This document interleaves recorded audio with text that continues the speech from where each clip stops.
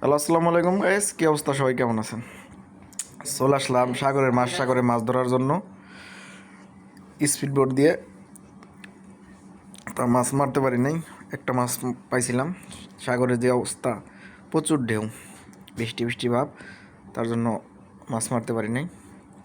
দেখেন সাগরের ভিউ। আমার সাথে আছে দুইজন, আমার এক দিভাই, এক বন্ধু, আর টাঙ্গাইলের এক বড় ভাই আমার।